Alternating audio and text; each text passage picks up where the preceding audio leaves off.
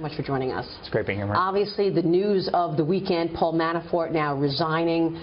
What does this tell us about where the campaign structure is? Is this a direct result of the team bringing in two new people to really run things? Yeah, there's no question. And by the way, Paul's a great guy. And I think my father didn't want to be, distracted by, whatever things that, Paul was dealing with. And, Paul was amazing. And, he helped us get through the primary process. He helped us get through the convention. He did a great job with the delegates.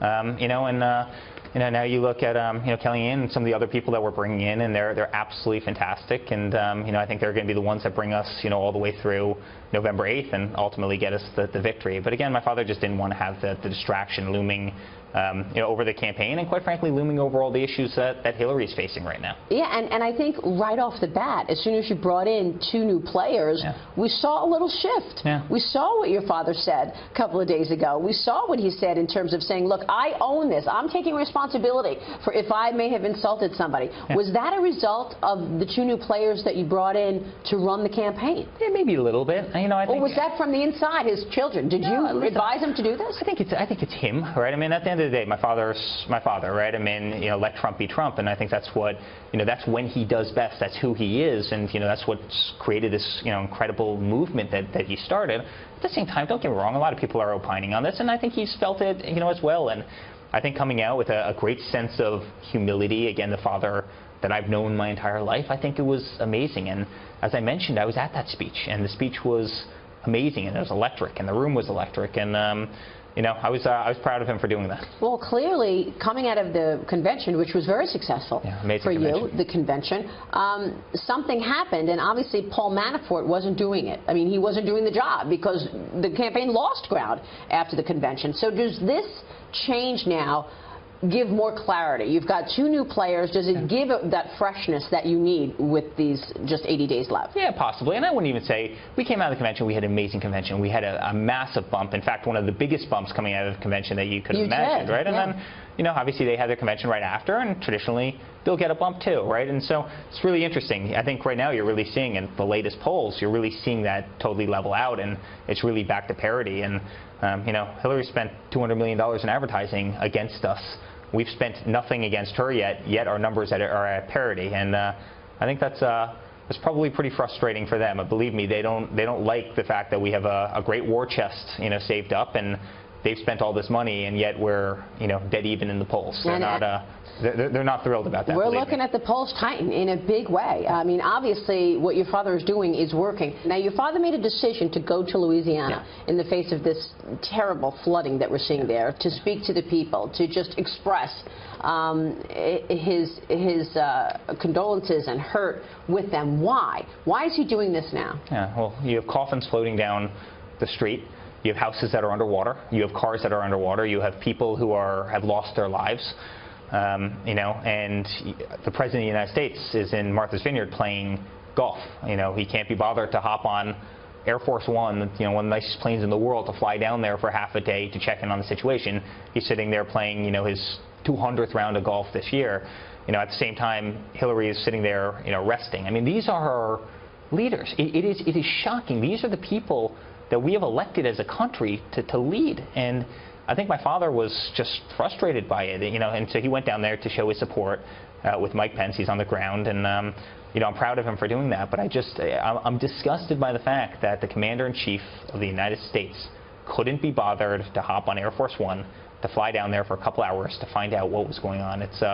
It's truly, truly sad. We now know that the White House has admitted that this $400 million that went to Iran was, in fact, contingent upon them releasing the American hostages. What does your father plan in terms of the Iran deal? How easy would it be to reverse?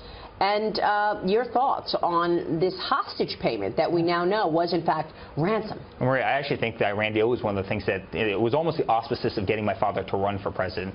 I remember, when that was first talked about years ago, and he was shaking his head. We can't be serious. We can't honestly consider giving $150 billion to a country that hates our guts, that hates our way of life, that detests everything about Western civilization. We can't be serious about doing that, and they ended up doing it. And then you see, obviously, the 4 prisoners were contingent on the $400 million. And you're sitting there as a guy who travels overseas. I mean, they put a target on every American's head that leaves, the boundaries of this country, including, quite frankly, every military personnel that we have overseas, because clearly our government is now paying, for hostages. You simply can't do it. I mean, $150 billion was atrocious. $400 million in cash being dropped off in the middle of the night is just as bad. I mean, you almost can't make this up. I mean, you really almost can't make this up. Yeah, I mean, we don't even know the terms because we learned about it after it was already done. So again, the president went around Congress. What can we expect? And by the way, he lied about it. Yeah. He lied about it. He said that it wasn't ransom money. The 400 had nothing to do with the hostages. No different than he lied about Obamacare, where he said you'd get to keep your doctor, you'd get to keep your plan. No different than Hillary Clinton lies about the 33,000 emails. No different than Hillary Clinton lies about Benghazi, right? I mean, no different than Hillary Clinton lies about every scandal that they've had in the White House. I mean, this is what you're getting from our politicians in this country. We're America. We're better than that. We need to have people who are actually honest with the citizens of this nation and represent them well, and that's simply not happening. Which is why he reached out to the Hispanic community this weekend, reached out to the African-American community earlier last week. What should we expect in terms of these groups? Is he going to be able to really move the needle in terms of Hispanics, African-Americans, women, another group that he really needs to get those numbers up in terms of the vote? Yeah, well, I hope so. And it's interesting as a non-politician stepping in and seeing how ingrained politics are in certain people that they can never take off the blinders and look outside their party, the party that they've always voted for before. But again, if you look at what Democrats have done, for inner cities, for inner city youth, again, 60% unemployment. I mean, they've never done anything. They always promise great things, and then nothing ever happens. If you look at Chicago, right, you have 2,500 shootings this year alone in Obama's home city. If you look at Detroit, if you look at Baltimore, if you look at so many of these places, they've been run by Democrats for the last 50, 60, 70 years. And look what happens. They never get better. They just never get better. And I think part of my father's message last night is, why not try something new? Why not give me a chance? Let me bring back jobs to this country. Let me fix an educational system that's a total disaster, that's full of fraud and waste and abuse and nonsense. Let me fix these problems. It's something I can do. I mean, what do you have to lose? And that's what he said last night. What do you have to lose? It's broken. I will fix it. Give me the chance to fix it. Eric, it's nice to have you on the program today. Thanks Thank you so much. We'll be watching. Eric Trump.